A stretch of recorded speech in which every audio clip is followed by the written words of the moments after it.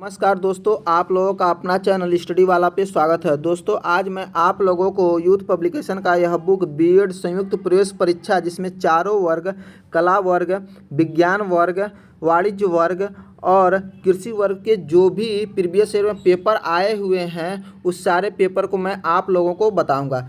दोस्तों इस सेशन को शुरू करने से पहले मैं आप लोगों को ये बता देना चाहता हूं कि जो भी पेपर आप लोगों के आते हैं ये पेपर दो तरह के होते हैं।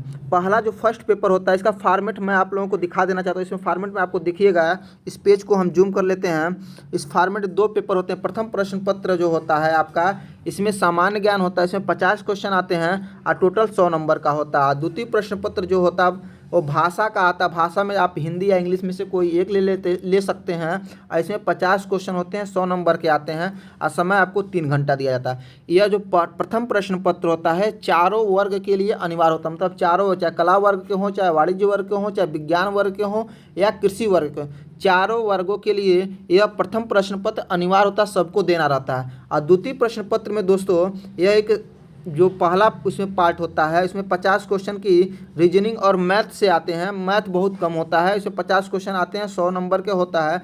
और दूसरा जो होता है सेक्शन, इसमें जो विषय योग्यता के आधार पर होता है, जैसे कला वर्ग का कला वर्ग से संबंधित प्रश्न रहेंगे, वाणिज्य का वाणिज्य से, विज्ञान का विज्ञान से, कृषि का कृषि से। इसमें भी आपको 50 क्वेश्चन मिलेंगे, टोटल 100 नंबर के रहेंगे और टोटल समय आपको 3 घंटा मिलेगा। मतलब कि इसमें दो प्रश्न पत्र होते हैं। प्रथम प्रश्न पत्र भी 100 प्रश्न का होता है, द्वितीय प्रश्न पत्र भी 100 प्रश्न का होता है। ठीक है दोस्तों, तो मैं आप लोगों को जो पहला प्रश्न पत्र है, इस पहले प्रश्न पत्र को कंप्लीट मैं करा रहा हूँ। ठीक है, जो 2021 में हुआ है। चलिए दोस्तों शुरू करते हैं इस सेशन को। तो इस सेशन में जो पहला प्रश्न पत्र देखिए 2021 में हुआ है और इसका जो पहला प्रश्न पत्र, जो पहला क्वेश्चन है दोस्तों इसमें है, इसको हम जूम कर लेते हैं। लिखा है कि एक विज्ञान की एक शाखा है जिसके अंतर्गत जीवित एवं जीवाश्म दोनों रूपों में पौधों के परागकण, बीजाणुओं और कुछ सूक्ष्म प्लवक के जीवों से संबंधित अध्ययन किया जाता है। तो कौन सा वो शाखा होती है विज्ञान की, उसे कहते हैं पैलिनोलॉजी। क्या कहते हैं? पैलिनोलॉजी। इसके बारे में देख लेते हैं। तो पैलिनोलॉजी जो होता है विज्ञान की एक शाखा के अंतर्गत जीवित एवं जीवाश्म दोनों रूपों के पौधों के परागकण, बीजाणुओं, कुछ सूक्ष्म लौकों का अध्ययन किया जाता है। विज्ञान की अन्य प्रमुख शाखाएं निम्नवत हैं। अन्य शाखाओं के बारे में देख लेते हैं। जैसे डेंड्रोलॉजी जो होता है काष्ठीय पौधों का अध्ययन होता है। एथनोबॉटनी जो होता है आदिवासी द्वारा पौधों के उपयोग कर अध्ययन, एक क्षेत्र के पौधों का अध्ययन किया जाता है। अब पैलियोबॉटनी जो होता है भूगर्भित संदर्भों से प्राप्त पौधों के पुनः प्राप्ति की पहचान की जाती है। अगला क्वेश्चन है दोस्तों, अगला इसमें क्वेश्चन है दोस्तों, उभयचरों के अध्ययन से संबंधित प्राणी विज्ञान की शाखा है। कौन सी शाखा होती है? इसे कहते हैं हर्पेटोलॉजी। क्या कहते हैं? हर्पेटोलॉजी। इसके बारे में देख लेते हैं। तो हर्पेटोलॉजी जूलॉजी का एक शाखा है जिसके अंतर्गत सरीसृपों, उभयचरों का अध्ययन किया जाता है। इसके अलावा इथोलॉजी जो होता है जंतुओं के व्यवहार का अध्ययन किया जाता है।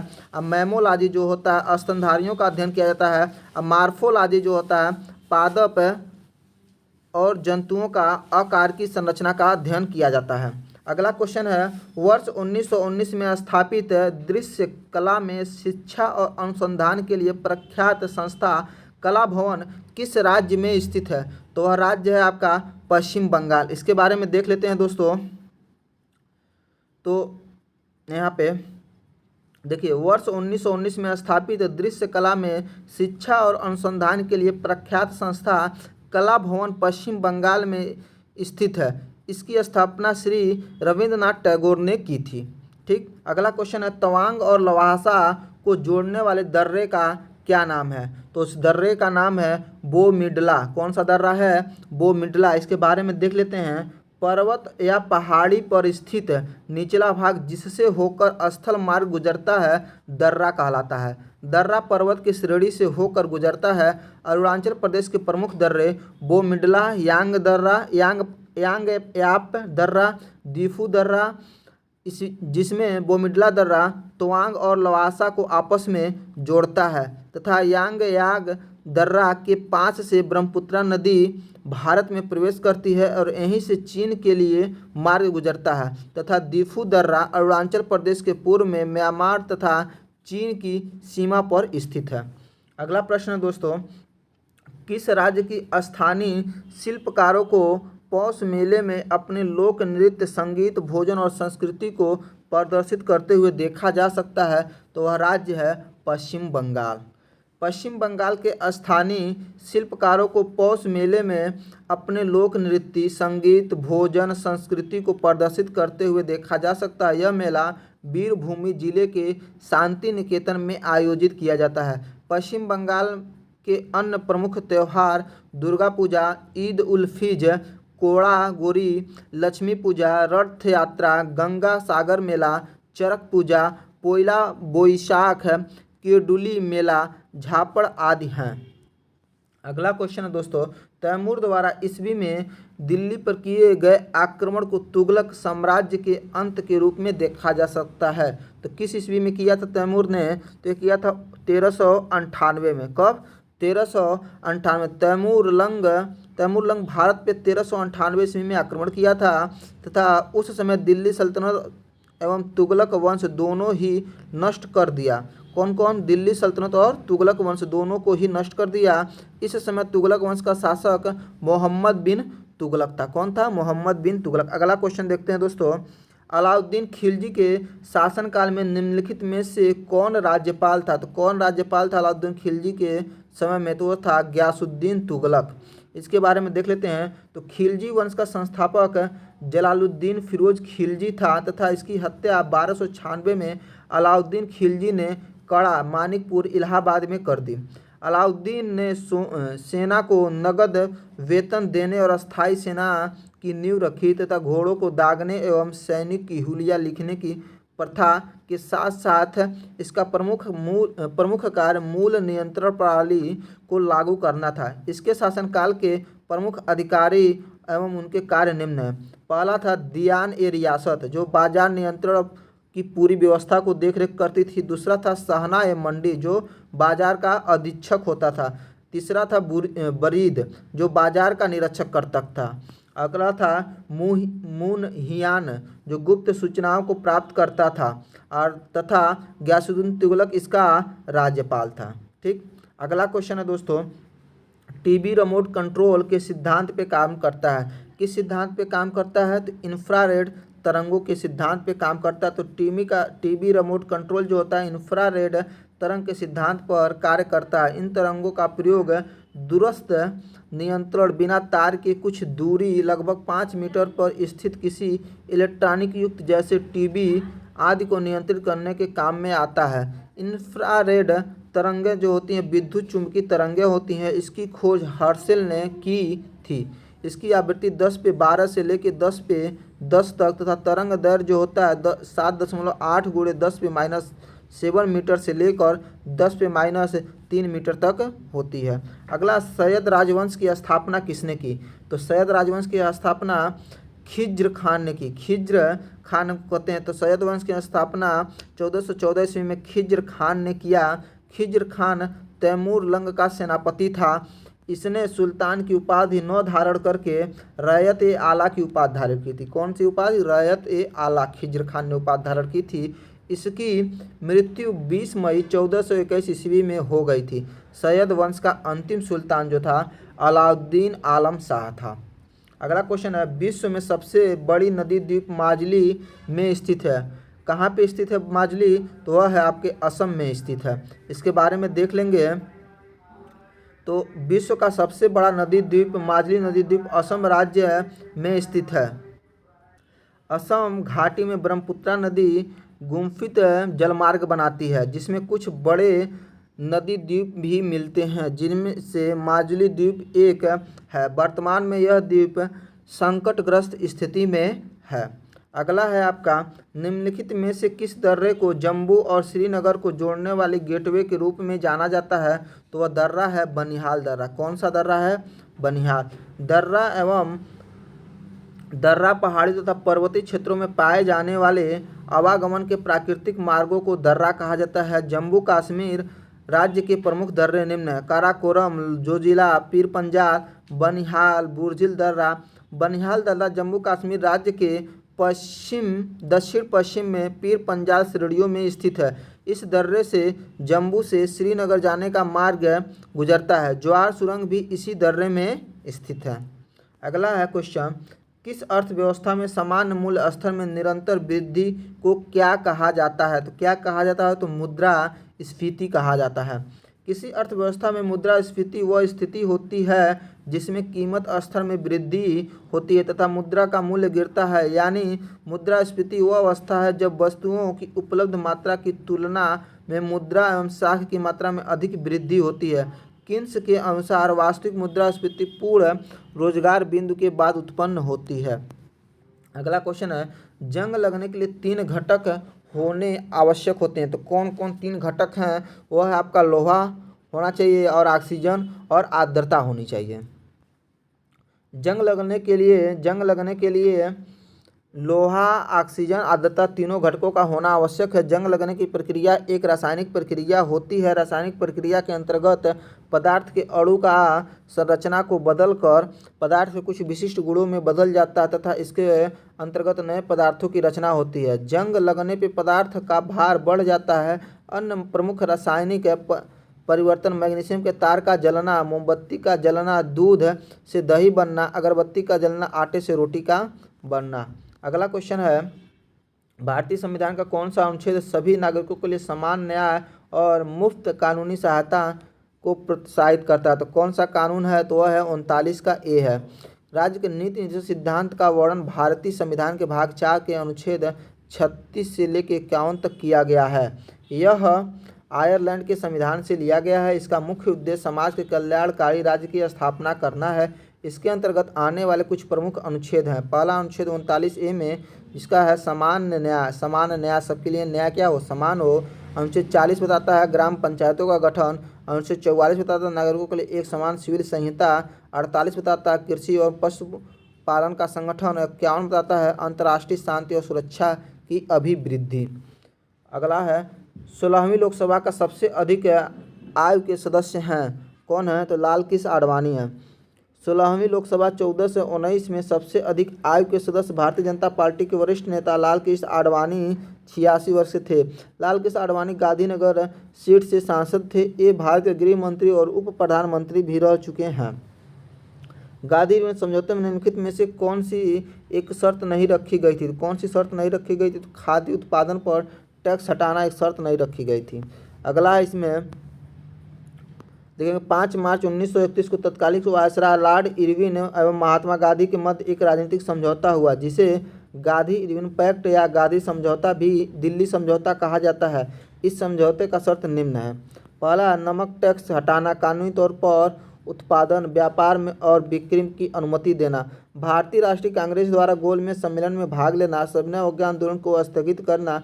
विदेशी वस्त्रों और शराब की दुकानों पे धरना देना। राजनीतिक बंदियों को रिहा कर देना। इस समझौते में खादी उत्पादन पर टैक्स हटाने की मांग नहीं रखी गई थी। ठीक। अगला है आपका, सेब में निम्नलिखित में से कौन सा एसिड पाया जाता है? सेब में कौन सा एसिड पाया जाता है? तो मौलिक एसिड पाया जाता है, मैलिक एसिड पाया जाता है। इसके बारे में देख लेते हैं। सेब और भी जो भी होते हैं, जैसे कि सेब में मैलिक एसिड पाया जाता है। इमली या अंगूर में टार्टेरिक एसिड। नींबू और संतरा में जितने भी खट्टे फल होते हैं सब में सिट्रिक एसिड पाया जाता है। सिरका और अचार में एसिटिक एसिड। टमाटर में ऑक्जेलिक एसिड। दूध और दही में लैक्टिक एसिड।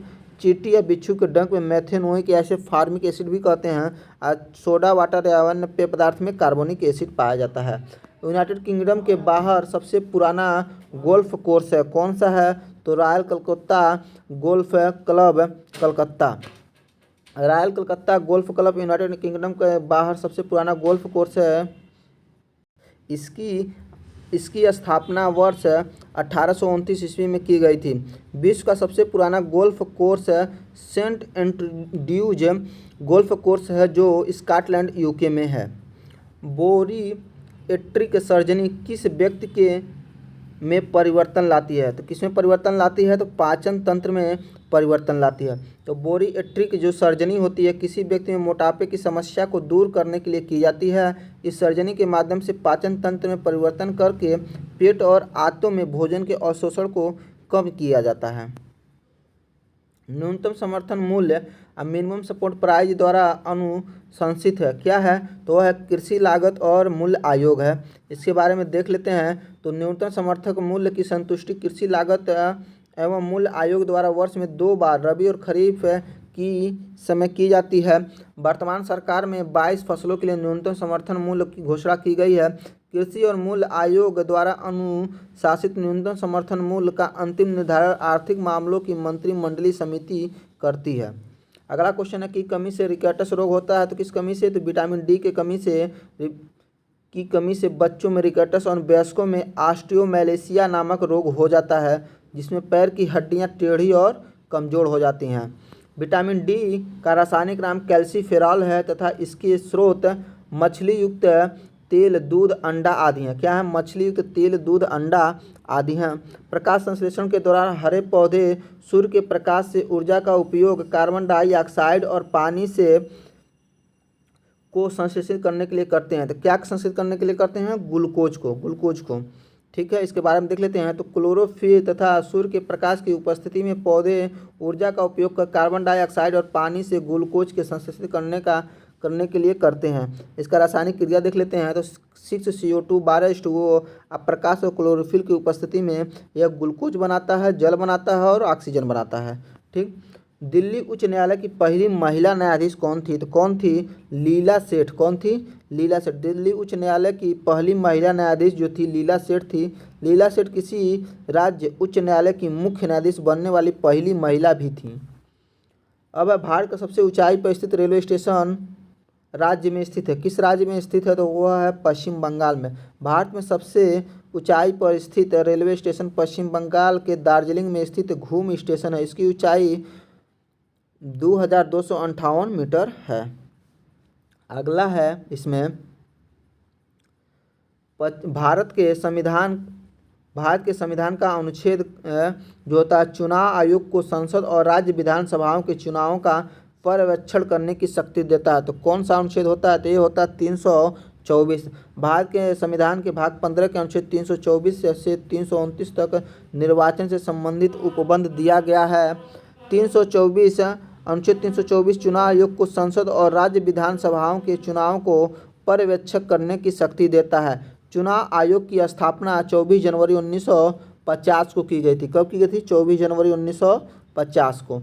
दुनिया का सबसे बड़ा नदी द्वीप है, तो कौन सा नदी द्वीप है, माजुली नदी द्वीप है। इसके देखिए ब्रह्मपुत्र में स्थित माजुली द्वीप दुनिया का सबसे बड़ा नदी द्वीप है। यह मिसिंग, सोनोवाल, कछारी तथा देवरी जनजातियां रहती हैं। विश्व का दूसरा सबसे बड़ा नदी द्वीप मोराजो द्वीप है, जो अमेजन नदी पर ब्राज़ील में स्थित है। अगला है राष्ट्रीय सूक्ष्म लघु और मध्यम उद्योग बोर्ड एक वर्ष में प्रत्येक महीनों में एक बार बैठक करता है। तो कितनी बार बैठक करता है, तो इसका आंसर होता है 3 बार। प्रत्येक 3 महीनों में एक बार बैठक करता है। ठीक है, तो प्रत्येक 3 महीने में कितने बार, एक बार। तो राष्ट्रीय सूक्ष्म और लघु और मध्यम बोर्ड अधिनियम 2006 के अंतर्गत इसका गठन 15 मई 2017 को किया गया था। इस बोर्ड की बैठक प्रत्येक 3 महीने बाद होती है, मतलब प्रत्येक 3 महीना में एक बार इसकी बैठक होती है। अगला क्वेश्चन है, वर्कला, चौवारा और चौवाक्कड़ तथा नतिका राज्य में समुद्र तट है। किस राज्य में समुद्र तट है, तो केरल राज्य में समुद्र तट है। इसके बारे में देख लेते हैं। तो मंगलुरु से कन्याकुमारी तक तटीय क्षेत्र में मालाबार तट कहलाता है। इसके अंतर्गत कई छोटे छोटे समुद्री तट आते हैं, जैसे कि वर्कला, चौवारा, चौवाक्कड़, नतिका, अलपुंझा, कपिल, कापड़, चेराई, वेकल तट आदि केरल में स्थित हैं। निम्नलिखित में से क्या हिंदुस्तानी शास्त्रीय संगीत का कंठ संगीत रूप नहीं है, क्या नहीं है, तो पखावज नहीं है। इसके बारे में देख लेते हैं। तो हिंदुस्तानी शास्त्रीय संगीत में गायन की कई शैलियाँ प्रचलित हैं, जिसमें ध्रुपद है, दमार है, तराना है, ख्याल है, टप्पा है, होरी है, चतुरंग है, रस सागर है, सरगम है, ठुमरी है। ध्रुपद को हिंदुस्तानी शास्त्रीय संगीत का सबसे पुराना गायन शैली माना जाता है, जिसके निर्माता स्वामी हरिदास को माना जाता है। पखवावज एक संगीत वाद्य यंत्र है। यह उत्तर भारतीय हिंदुस्तानी ढोली शैली का ढोलक है।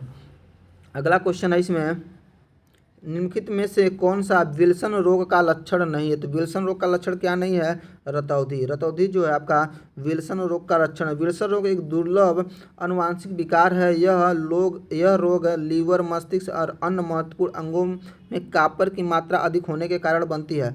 अनियंत्रित मांसपेशियां गतिविधि, शारीरिक समन्वय में समस्याएं और पैरों या पेट में फ्लूइड बनना आदि विल्सन रोग के लक्षण हैं। वर्ष 1556 ईस्वी में मुगल साम्राज्य का सिंहासन किसे प्राप्त हुआ था? मुगल साम्राज्य का सिंहासन किसे प्राप्त हुआ था? तो वह था अकबर।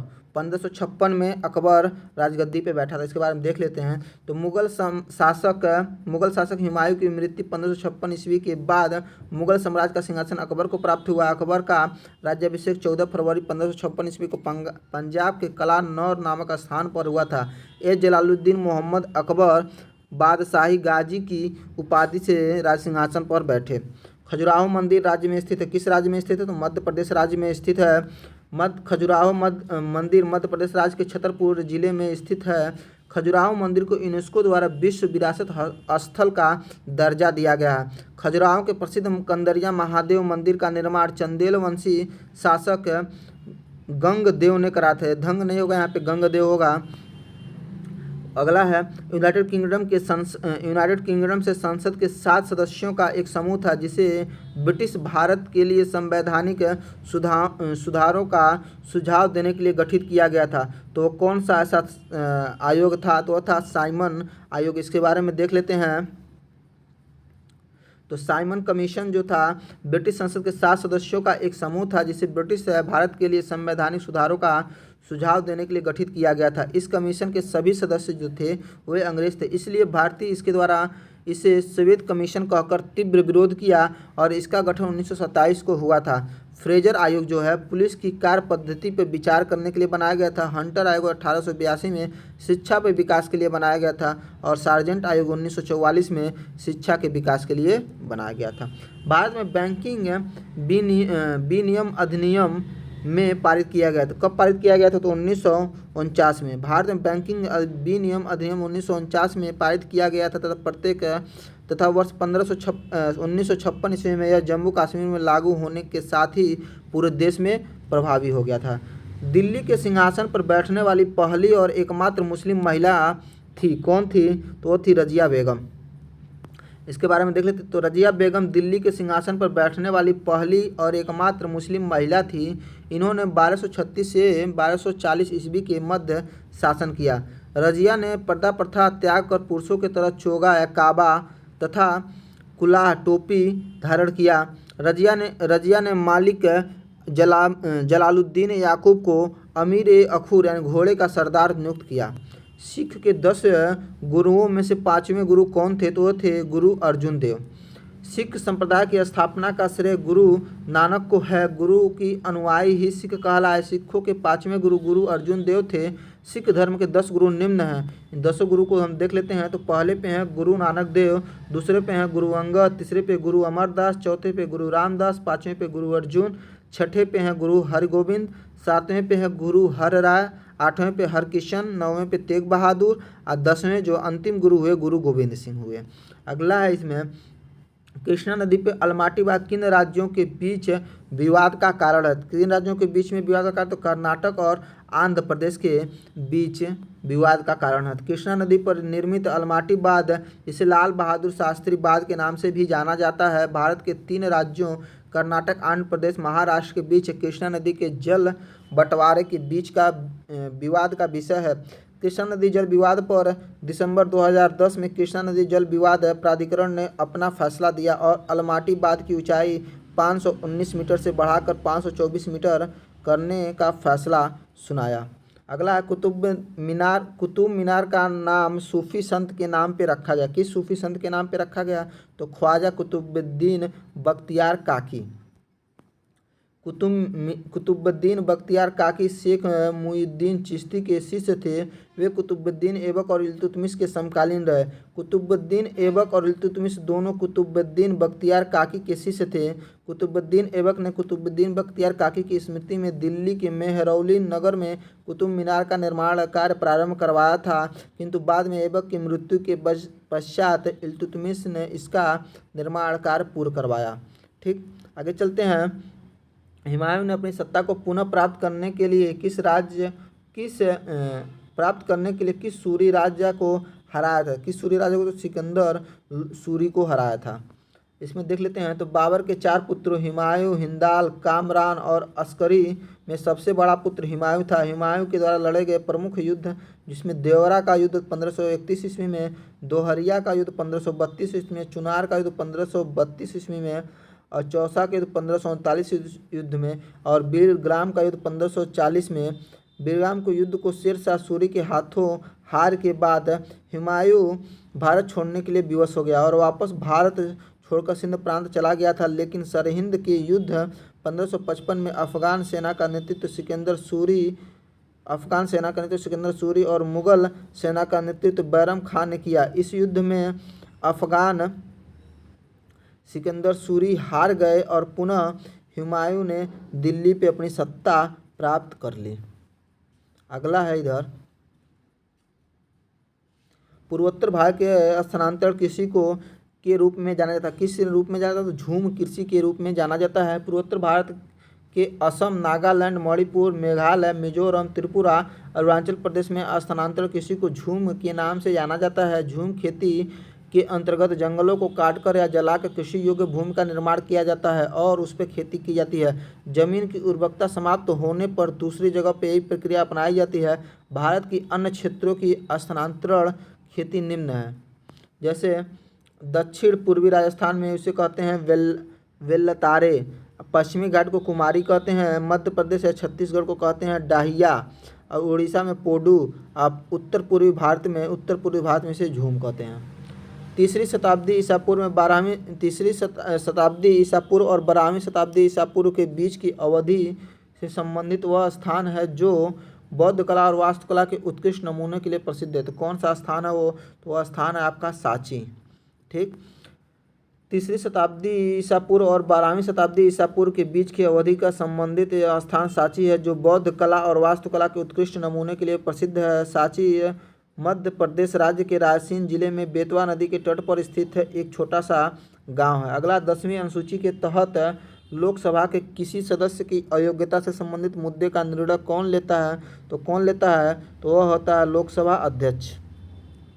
भारत में लोकसभा का अध्यक्ष लोकसभा सदस्यों की शक्तियों और विशेषाधिकारों का अभिभावक होता है। सभी संसदीय मामलों में उसका निर्णय अंतिम होता है। एवं 10वीं अनुसूची के तहत लोकसभा में किसी सदस्य की अयोग्यता से संबंधित मुद्दे पे निर्णय भी लोकसभा अध्यक्ष ही लेगा। 1912 में परमाणु बैटरी का आविष्कार किसने किया? तो परमाणु बैटरी का आविष्कार जो किए थे वो थे हेनरी मोजले। कौन थे? हेनरी मोजले। इनके बारे में देख लेते हैं।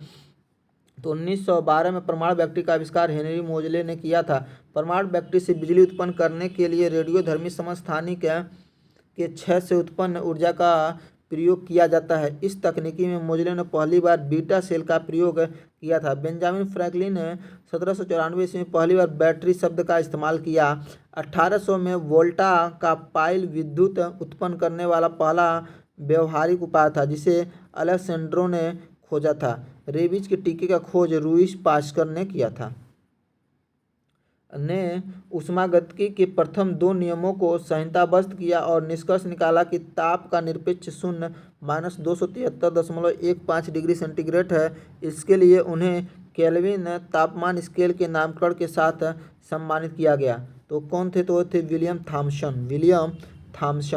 तो विलियम थॉमसन ने ऊष्मागतिकी के प्रथम 2 नियमों को संहिताबद्ध किया और निष्कर्ष निकाला कि ताप का निरपेक्ष शून्य -273.15 डिग्री सेंटीग्रेड है। इसके लिए उसे केल्विन तापमान स्केल के नामकरण के साथ सम्मानित किया गया। परम शून्य तापमान सैद्धांतिक रूप से प्रकृति में न्यूनतम संभव तापमान है। इस ताप पर आणविक ऊर्जा न्यूनतम होती है और परम शून्य तापमान केल्विन स्केल पर 0 डिग्री केल्विन द्वारा परिभाषित किया जाता है। अगला क्वेश्चन है, लॉरेंज वक्र क्या दर्शाता है? तो लॉरेंज वक्र जो होता है आय विवरण को दर्शाता है। लॉरेंज वक्र का प्रतिपादन 1905 में मैक्स ओ लॉरेंस ने सापेक्ष गरीबी मापने के लिए किया था। यह वक्र राष्ट्रीय आय के वितरण का लेखा चित्र प्रदर्शित करता है। लॉरेंज वक्र का प्रत्येक बिंदु राष्ट्रीय आय या प्रतिशत मात्रा तथा जनसंख्या प्रतिशत भाग में वितरण संबंध को दर्शाता है। यह एक वक्र कुल आय के संचयी प्रतिशत और जनसंख्या के संचयी प्रतिशत के मध्य वितरण का प्रदर्शन करता है। अगला है, ने अमृतसर में स्वर्ण मंदिर के नाम से विख्यात विश्व प्रसिद्ध हरमिंदर साहब का निर्माण कराया था। किसने करवाया था? तो गुरु अर्जुन देव ने करवाया था। अगला देख लेते हैं, इसमें सिख संप्रदाय के संस्थापना गुरु नानक ने प्रथम गुरु जो थे ने की थी। इस गुरु नानक ने गुरु का लंगर नामक निःशुल्क भोजनालय की स्थापना की। गुरु अर्जुन देव सिखों के 5वें गुरु थे। इन्होंने सिख के धार्मिक ग्रंथ आदि ग्रंथ की रचना की थी। इन्होंने अमृतसर जलाशय के मध्य हरमिंदर साहब का निर्माण कराया। राजकुमार खुसरो की सहायता करने के कारण जहांगीर ने इसे 1606 ईस्वी में गुरु अर्जुन देव को मृत्यु दंड दे दिया। किस पोषक तत्व की कमी से रतौंधी का रोग होता है? तो वो कौन सा होता है? Vitamin A. विटामिन शब्द का प्रयोग सर्वप्रथम सी फंक के द्वारा 1912 में किया गया था। विटामिन कार्बनिक पदार्थ होते हैं। विटामिन हमें खाद्य पदार्थों से प्राप्त होते हैं। मानव यकृत में विटामिन ए की काफ़ी मात्रा में संचित रहती है। विटामिन ए का रासायनिक नाम रेटिनॉल है। शरीर में इसकी कमी से रतौंधी नामक रोग हो जाता है। इसका मुख्य स्रोत दूध, मक्खन, अंडा, मछली का तेल, गाजर आदि हैं। अगला, किसके शासनकाल में चीनी यात्री ह्वेन-सांग भारत आए थे? किसके शासनकाल में? तो चंद्रगुप्त प्रथम के शासनकाल में भारत आए थे। तो ह्वेन-सांग जो थे ये ये था चीनी यात्री ह्वेन-सांग जो थे भारत जो हर्षवर्धन के शासनकाल में आते हैं। चंद्रगुप्त प्रथम के नहीं, गलती हो गया। इसमें इसका बारे में देख लेते हैं। तो ह्वेन-सांग जो थे हर्षवर्धन के शासनकाल में भारत 630 से 643 के मध्य आए थे। वह भारत में 15 वर्षों तक रहा तथा बिहार के नालंदा विश्वविद्यालय में शिक्षा ग्रहण की। ह्वेन-सांग का भ्रमण वृत्तांत शियुकी नाम से प्रसिद्ध है। चीन से आने वाले अन्य प्रमुख यात्री फैयान चंद्रगुप्त द्वितीय विक्रमादित्य के समय में आए। संयुगक और इतसिंह जो है 7वीं शताब्दी में भारत आए।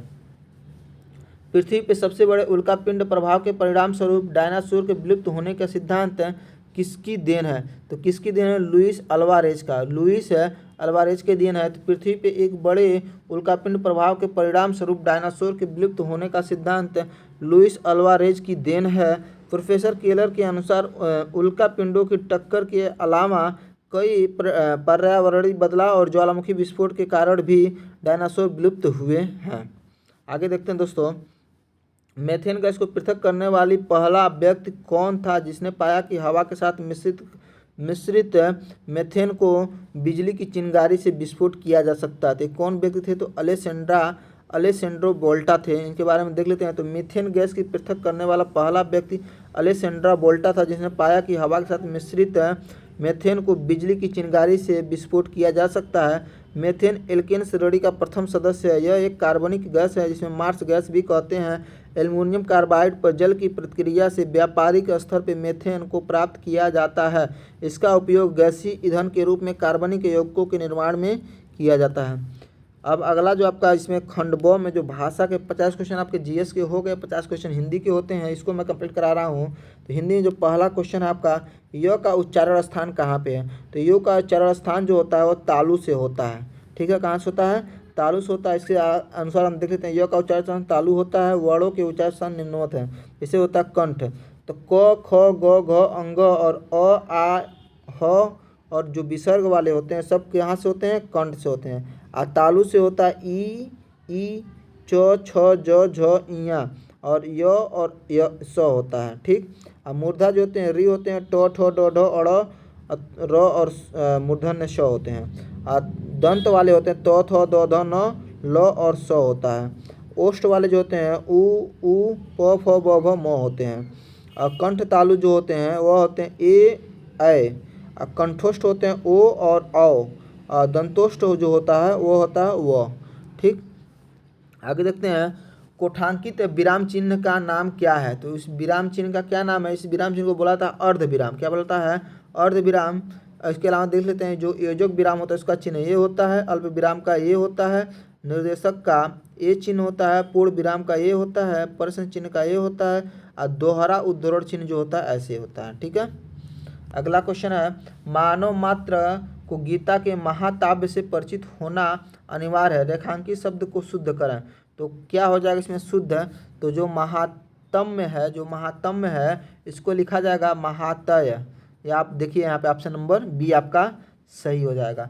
तो मानव मात्र को गीता के महात्म्य के परिचित होना अनिवार्य है, रेखांकित शब्द के स्थान पे महात्म्य शब्द प्रयुक्त होगा, यह वर्तनी के दृष्टि से शुद्ध शब्द होगा।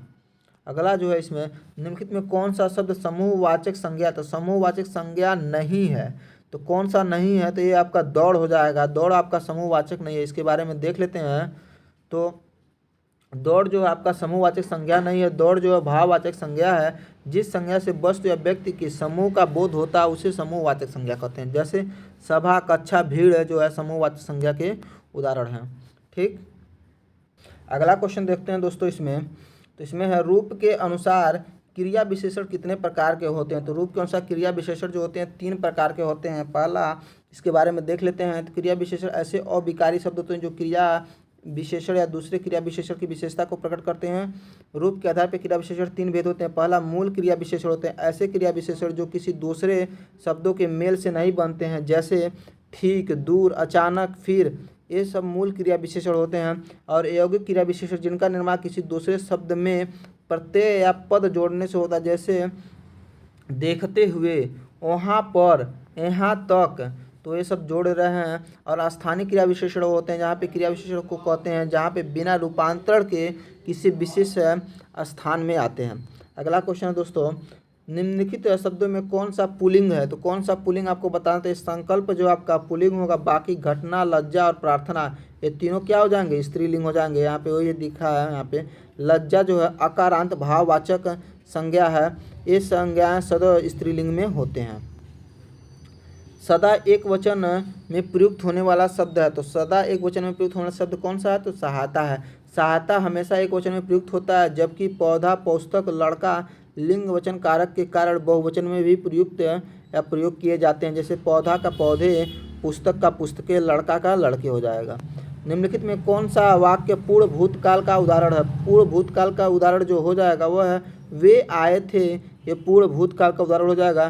क्रिया के उस रूप को पूर्ण भूतकाल कहते हैं जिससे क्रिया की समाप्ति के साथ समाप्ति के समय का स्पष्ट बोध होता है, या क्रिया को समाप्त हुए काफ़ी समय बीता है। वे आए थे पूर्ण भूतकाल का उदाहरण है। वे गए सामान्य भूतकाल है। वे खा रहे हैं अपूर्ण भूतकाल हो जाएगा। वे सोकर उठे हैं तो ये क्या हो जाएगा, आसन्न भूतकाल। अगला है, जिस वाक्य में कर्ता की प्रधानता होती है, लिंग वचन प्रायः कर्ता के अनुसार होते हैं, उसे क्या कहते हैं, उसे कहते हैं कृत्यवाच्य। कौन सा, कृत्यवाच्य कहते हैं। इसके बारे में देख लेते हैं। तो जिस वाक्य में कर्ता की प्रधानता होती है तथा लिंग वचन प्रायः कर्ता के अनुसार होते हैं उसे वे वाक्य कृतवाच्य कहलाते हैं। जैसे राम पुस्तक पढ़ता है।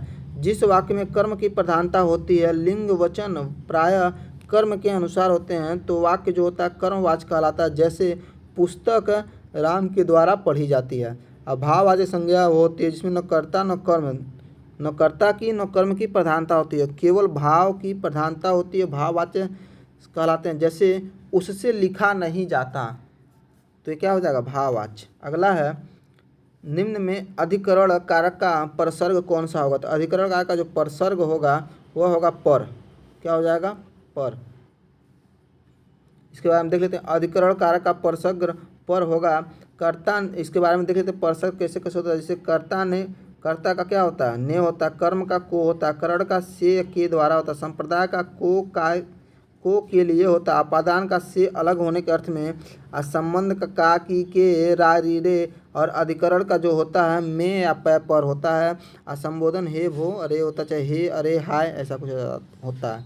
आप ऐसे कर सकते हैं, इसको याद करना है। तो कर्ता ने कर्म को करण से संप्रदान के लिए, आपादान से अलग होने के संबंध में, का की के रा री रे, अधिकरण में मैं पै पर, संबोधन हे भो अरे, ऐसा याद कर सकते हैं आप लोग।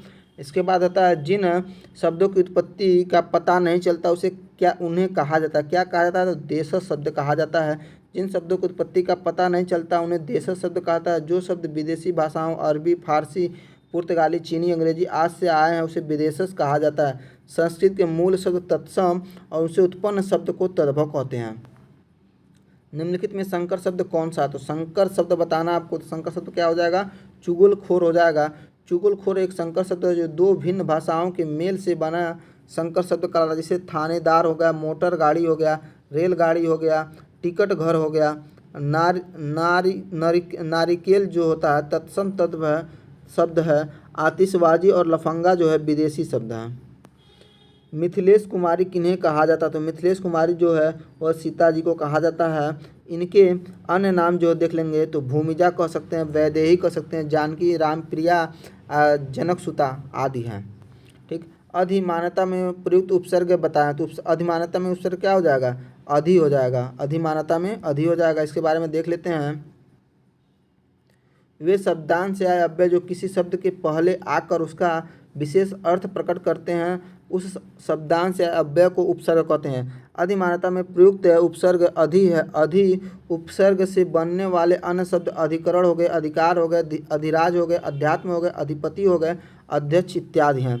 उन्मूलन का सही विपरीतार्थक शब्द क्या होगा? तो उसका होता है उन्मूलन का होता है रोपण।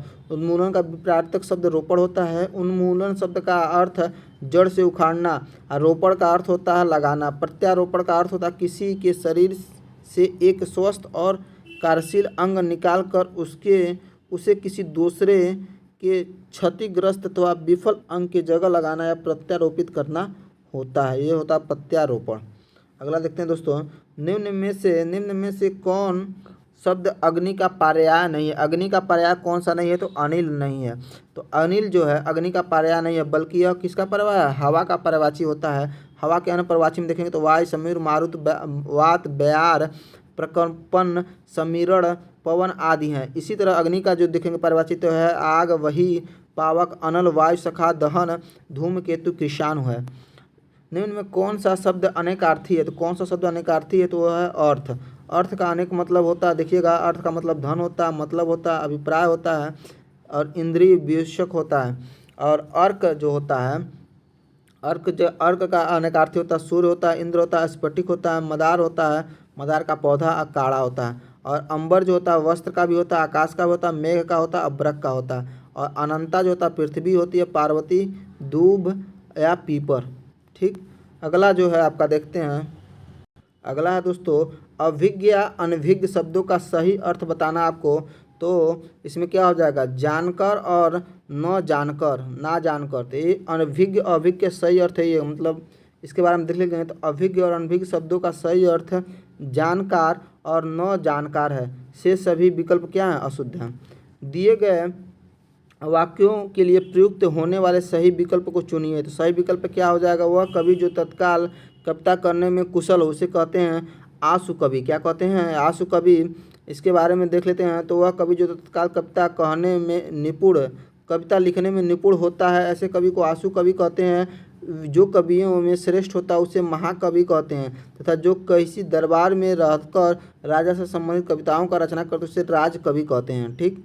अगला है आपका दीर्घ संधि, गुण संधि, वृद्धि संधि, यड़ संधि व अयाद संधि के किस मूल वेद के अंतर्गत आते हैं? किस वेद के अंतर्गत आते हैं? तो ये मेन रूप से आप किसके होते हैं? ये होते हैं आपके स्वर संधि के। किसके? स्वर संधि के। इसके बारे में देख लेते हैं।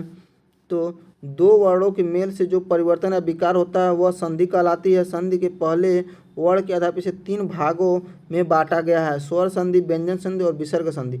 जब संधि के पहले शब्द का अंतिम वर्ण स्वर हो, पहले शब्द का अंतिम वर्ण स्वर हो तो इस प्रकार की संधि को स्वर संधि कहा जाता है। स्वर संधि 5 प्रकार की होती है: दीर्घ संधि, गुण संधि, वृद्धि संधि, यड़ संधि, अयाद संधि। अगला क्वेश्चन है भूर्ग का संधि है। भूर्ग का संधि जो होता है यह होता है भूधन ऊर्घ। कौन सा होता है? भूधन ऊर्घ होता है। भूर्ग का संधि विच्छेद होता है भूधन ऊर्घ। इसमें दीर्घ स्वर संधि है। क्या है? दीर्घ स्वर संधि है। जबकि ह्रस्व, इसमें देखेंगे तो यहाँ पे छोटा हुआ है और यहाँ पे बड़ा हुआ है। तो यहाँ पे आपका गलत दिया है, इसमें बड़ा ऊ ही होगा। ठीक है, बड़ा ऊ होगा। यहाँ पे ऊर्ध्व होता है, ऊर्ध्व। ठीक है, बड़ा ऊ होगा। इसमें देख लेते हैं आगे भी। तो कि जब जब ह्रस्व या दीर्घ अ ई उ के बाद समान स्वर अ ई उ आते तो ह्रस्व या दीर्घ आए तो उसका दीर्घाकरण हो जाता है, मतलब आ ई उ हो जाएगा, इसे दीर्घ संधि कहते हैं। हमें यथाशक्ति दान करना चाहिए। रेखांकित शब्दों में समास को पहचानिए। समास कौन सा हो जाएगा यथाशक्ति, तो हो जाएगा अव्ययी भाव समास। जिस समास का पूर्व पद प्रधान तथा अव्यय हो उसे अव्ययी भाव समास कहते हैं। जैसे अव्ययी भाव का जो एग्जाम्पल होता है देखिए, यथाशक्ति होता है, यथा विधि होता है, भरपेट होता है, यथा संभव होता है, प्रतिदिन होता है, आजन्म होता है, प्रतिकूल होता है। द्विगु समाज में जिसमें अंक होते हैं, कोई कोई अंक दिया, जैसे कि चौराहा में 4 वाला हो गया, त्रिलोक हो गया, दो दोपहर, सप्त 7, पंच 5, त्रिकोण, ये सब क्या अंक जैसे हैं, कुछ है अंक है, इसमें द्विगु समास। तत्पुरुष में आपका द्वितीय पद प्रधान होता है, इसमें गगनचुंबी हो गया, भयाकुल हो गया, स्नान घर हो गया, गौशाला हो गया, धनहीन हो गया, राजपुत्र हो गया, शोकमग्न हो गया। अब बहुब्रीहि समाज जो होता है दूसरा का अर्थ लिया जाता है, जैसे लंबा है उधर अर्थात गणेश भगवान, 10 है आनंद जिसके रावण, त्रिलोचन जिसे शंकर भगवान, घनश्याम जैसे जिनका श्याम क्या हो, जिसका रंग क्या हो, काला हो, संग, तो उसे कृष्ण भगवान को कहते हैं। फिर चंद्रमौली, ये सब क्या हो जाएंगे, बहुब्रीहि समास। अगला है, आचार्यों ने कहा कि अहिंसा ही परम धर्म है, संरचना के आधार पर वाक्य भेद बताइए। तो कौन सा वाक्य भेद होगा, तो ये हो जाएगा मिश्र वाक्य। इसके बारे में देख लेते हैं। तो आचार्यों ने कहा कि अहिंसा परम धर्म है, एक संरचना के आधार पर मिश्र या मिश्रित वाक्य है। संरचना या बनावट के दृष्टि से वाक्य 3 प्रकार के होते हैं, सरल वाक्य, संयुक्त वाक्य और मिश्र वाक्य।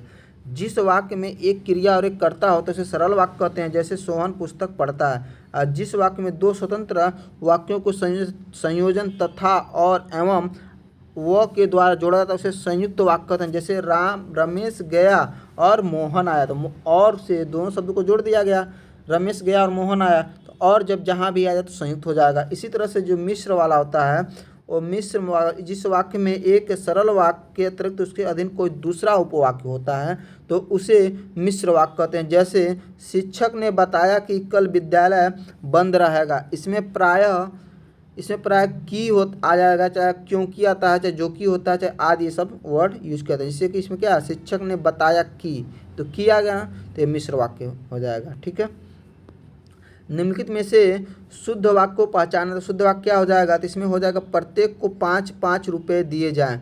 बाकी और तीनों ऑप्शन आपका गलत है, तो ये आपका सी नंबर इसमें सही है। इसके बारे में देख लेते हैं।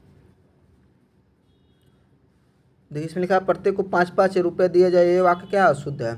एक से बढ़कर दूसरे का अर्थ व्यक्त करने के लिए सही लोकोक्ति कौन है, लोकोक्ति है आपका शेर को सवा शेर, शेर एक से बढ़कर दूसरे, मतलब शेर को क्या मिल गया, सवा शेर।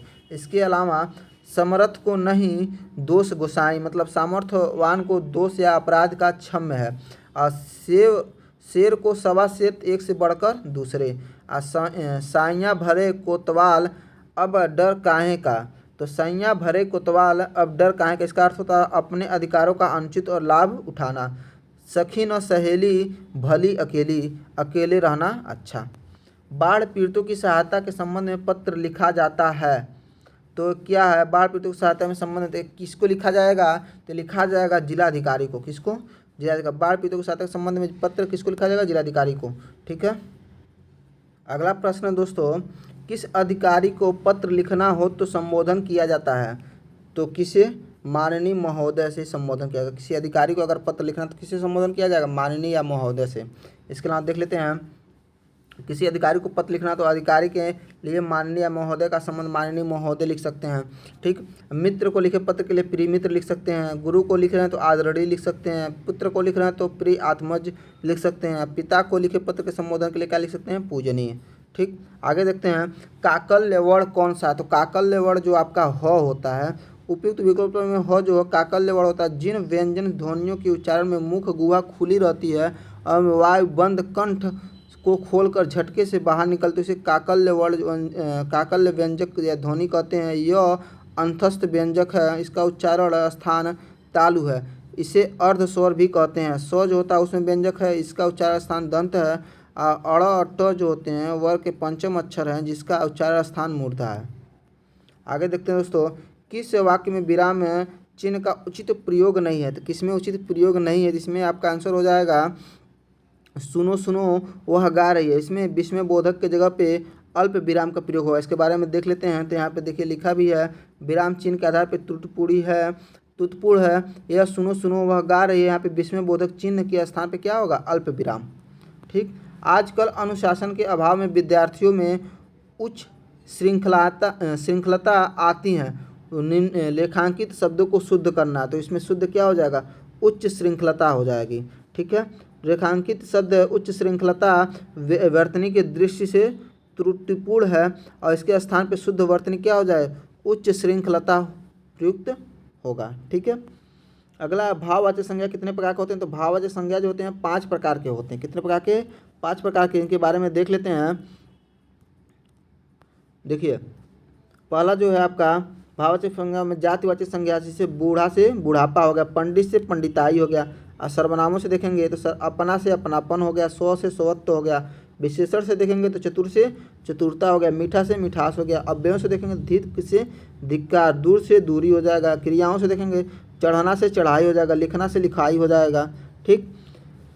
परिमाणवाचक क्रिया विशेषण अव्यय है, कितना है? इतना। इतना क्या है? परिणामवाचक क्रिया विशेषण अव्यय है। निम्न में पुल्लिंग शब्द कौन सा? तो पुल्लिंग शब्द कौन सा है? नेत्र। नेत्र जो है आपका पुल्लिंग शब्द है। बाकी जो है दया, प्रार्थना, वाय जो है यह स्त्रीलिंग है। ठीक। अगला है, निम्नलिखित में से किस वाक्य में भविष्य काल है? किस वाक्य में भविष्य काल है? मैं आपकी प्रतीक्षा करूंगा, यह क्या हो जाएगा? भविष्य का। जिसमें गा गी गे आता है वो क्या होता है? भविष्य काल होता है।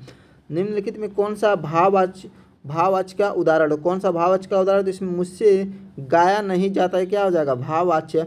भाववाच्य का उदाहरण मुझसे गाया नहीं जाता। जब वाक्य में कर्ता या कर्म से इतर भाव की प्रधानता हो उसे भाववाच्य कहते हैं। इसके कर्मक क्रिया का प्रयोग होता है। कर्म की प्रधानता होने पर कर्मवाच्य होता है। यह कर्म के बिना नहीं बनाया जा सकता, अतः इसमें हमेशा सकर्मक क्रिया ही प्रयुक्त होती है। कृत्यवाच्य में कर्ता प्रधान होता है। आगे देखते हैं दोस्तों। वाक्य में जिस शब्द से क्रिया के संबंध का बोध होता है उसे क्या कहते हैं? उसे करण कारक कहते हैं। इसके बारे में देखते हैं। संबंध, वाक्य में जिस वाक्य से क्रिया के संबंध का बोध होता है उसे करण कारक कहते हैं। संबंध कारक जो होते हैं संज्ञा और सर्वनाम का वह रूप जो किन्हीं दो वस्तुओं के बीच संबंध का बोध कराता है, संबंध कारक कहलाता है। इसका विभक्ति चिन्ह होता है का, की, के, रा, री, रे। जैसे यह साहिल का बैग है। अगला जो है अपादान कारक, संज्ञा सर्वनाम का वह रूप जिससे किसी वस्तु के अलग होने का भाव उत्पन्न हो या बोध हो उसे अपादान कारक कहते हैं। इसका विभक्ति चिन्ह से है। उदाहरण, पेड़ से पत्ता नीचे गिर गया। संप्रदाय कारक, जिसके लिए क्रिया की जाती है, इसका विभक्ति चिन्ह के लिए यह हेतु होता है, अर्थात जिसे कुछ दिया जाए या जिसके लिए कुछ किया जाए उसका बोध कराने वाले संज्ञा के रूप में संप्रदाय कारक कहते हैं। उदाहरण जो है, अध्यापक विद्यार्थियों के लिए पुस्तक लाया। निम्न में कौन सा शब्द विदेशी है? तो कौन सा शब्द विदेशी है? तो मील जो है आपका विदेशी। दिए गए विकल्पों में मील शब्द जो है वह विदेशी है। यह दूरी का मात्रक है। पंकज, जलज आदि किस प्रकार के शब्द हैं? तो किस प्रकार के शब्द हैं? तो योगरूढ़ शब्द हैं। पंकज, जलज जो हैं वो योगरूढ़ हैं। योगरूढ़ जो होता है ऐसे शब्द हैं जो समान अर्थ न प्रकट किसी विशेष अर्थ का प्रकट करते हैं, योगरूढ़ कहलाते हैं। यौगिक जो होते हैं दो या दो से अधिक शब्दों को मिलाकर जो बनते हैं उसे, जैसे बी धन ज्ञान से बनता है विज्ञान, अब प्रयोग धनशाला से बनता है प्रयोगशाला। अगला जो है रूढ़ शब्द जो होते हैं वह जिन शब्दों के सार्थक खंड न हो और वे अपना निश्चित अर्थ रखते हैं, जैसे दिन रात हो गया, दिन हो गया, रात हो गया, घर हो गया, ये सब क्या हो जाएंगे? रूढ़ शब्द हो जाएंगे। अगला है बुरे अर्थ में प्रयोग होने वाला बद उपसर्ग किस भाषा का है? तो बद उपसर्ग उर्दू फारसी का है। बुरे अर्थ में प्रयुक्त होने वाला बद उपसर्ग जो है उर्दू फारसी का भाषा है। बद उपसर्ग से बनने वाले कुछ शब्द बदमाश, बदनाम, बदकिस्मत या बदबू आदि हैं। श्रेष्ठ मास में निर्जला एकादशी का व्रत बहुत कठिन होता है। रेखांकित शब्द का विपरार्थक शब्द क्या होगा? श्रेष्ठ का विपरार्थक शब्द क्या हो जाएगा? तो ज्येष्ठ हो जाएगा। ठीक है, सॉरी क्या था? श्रेष्ठ नहीं है, सॉरी उल्टे ज्येष्ठ का पूछा है। तो ज्येष्ठ का विपरार्थक शब्द क्या हो जाएगा? ज्येष्ठ मतलब होता है बड़ा, तो उसका छोटा क्या हो जाएगा? कनिष्ठ। कनिष्ठ का आंसर हो जाएगा। ठीक है। इसमें मदिरा का पर्यायवाची कौन नहीं है? तो मदिरा का पर्यायवाची जो है वह नहीं है अमी। अमी जो है मदिरा का पर्यायवाची नहीं। अमी शब्द मदिरा का पर्यायवाची नहीं है, यह क्या है, अमृत का पर्यायवाची शब्द है, जबकि मधु, सुरा, मद जो है आपके मदिरा के पर्यायवाची हैं। प्रमत्त स्वेच्छाचारी का अनेकार्थी शब्द होगा तो क्या होता है, उन्मत्त होता है, उन्मत्त। तो परमंत स्वेच्छाचारी का अनेकार्थी शब्द उन्मत्त भी होता है, अतः विकल्प आपका ये सही हो जाएगा। कुल कुल शब्द के सर्थ भेद का चयन कीजिए तो हो जाएगा क्या, सब या वंश, सब या वंश। कुल कुल जो हो जाएगा शब्द युग्म का सही अर्थ होता है वंश या किनारा। तो ऑप्शन नंबर आपका क्या हो जाएगा, इसमें ऑप्शन नंबर आपका बी सही हो जाएगा। क्या हो जाएगा, बी सही होगा, इसमें डी नहीं होगा, यह उत्तर गलत दिया है यहाँ पे, तो बी नहीं, डी नहीं होगा, यहाँ पे क्या हो जाएगा बी। इसमें ऑप्शन देखिए डी लिखा है, लेकिन इसका आंसर क्या होगा, बी होगा, क्योंकि कुल कुल का जो सही अर्थ होगा वो वंश और किनारा होता है।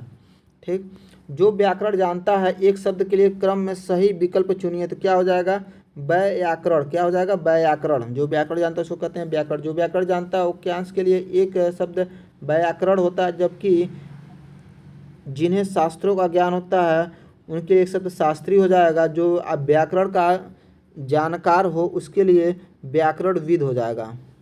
व्याकरण का जानकार को व्याकरणविद कहेंगे।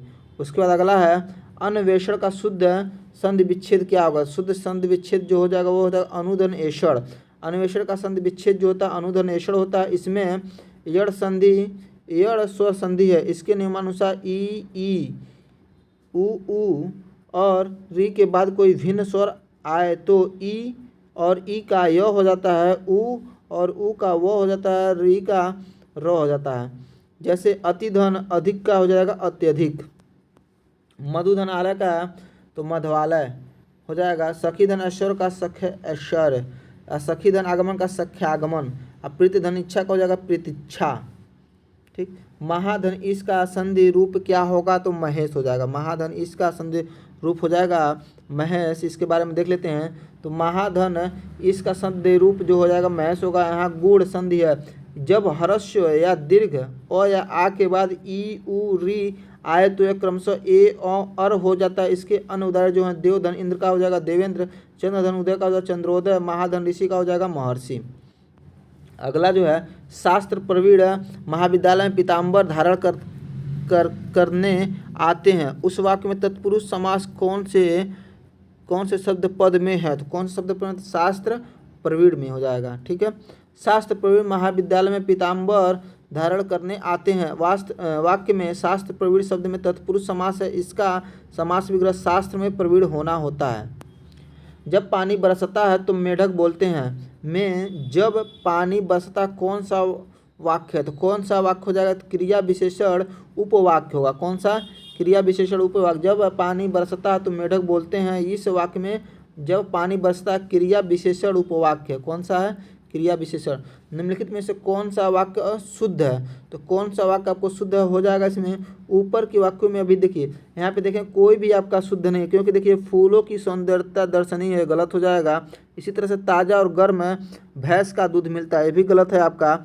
इसका सही हम देख लेते हैं आगे। इसमें देखिए फूलों की सौंदर्यता दर्शनीय, इसका सही अर्थ शुद्ध अर्थ हो जाए फूलों का सौंदर्य जो है वो दर्शनीय है। ठीक, यहाँ पे ताज़ा और गर्म भैंस का दूध मिलता है, गलत है। यहाँ पे भैंस का ताज़ा और गर्म दूध मिलता है। उसे मृत्युदंड की सज़ा दी गई, नहीं, सज़ा और मृत्युदंड दोनों एक ही हो जाएगा, तो इसमें मृत्युदंड दिया गया, ये हो जाएगा। ठीक, अगला है निम्न में अल्प प्राण व्यंजन कौन सा। तो अल्प प्राण आपको बताना, तो इसमें अल्प प्राण हो जाएगा आपका गौ। क्या हो जाएगा, गौ। दिए गए व्यंजनों में गौ जो है अल्प प्राण व्यंजक है। प्राणतव्य के आधार पर वर्ण पर मुख्यतः दो प्रकार के होते हैं, अल्प प्राण और महाप्राण। अल्प प्राण इन व्यंजनों का उच्चारण में मुख से कम वायु निकलती है। प्रत्येक वर्ग का पहला, तीसरा और पांचवा वर्ण जो होता है अल्प प्राण होता है, और महाप्राण जो होता है उच्चारण में मुख से अधिक वायु निकलती है और हकार की ध्वनि सुनाई पड़ती है। प्रत्येक वर्ग का दूसरा और चौथा वर्ण जो होता है वह महाप्राण होता है। दोस्तों इसमें टोटल मैंने आप लोगों को 100 क्वेश्चन कंप्लीट करा दिया है, जो प्रथम प्रश्न पत्र का था। अगर आप लोगों को ये वीडियो अच्छा लगा तो प्लीज़ चैनल को शेयर और सब्सक्राइब जरूर करिएगा। अगर आप लोगों का रिस्पांस अच्छा रहेगा तो मैं इस वीडियो को और आगे के भी जो भी पेपर आए हैं सारे पेपर को पढ़ाऊँगा। और ना अगर आप लोग सपोर्ट हम मुझे नहीं करेंगे तो मुझे भी पढ़ाने में उतना अच्छा नहीं लगेगा। ठीक है दोस्तों, प्लीज़ मेरे चैनल को शेयर और सब्सक्राइब करिएगा और अपने दोस्तों को ज़रूर बताइएगा। धन्यवाद दोस्तों।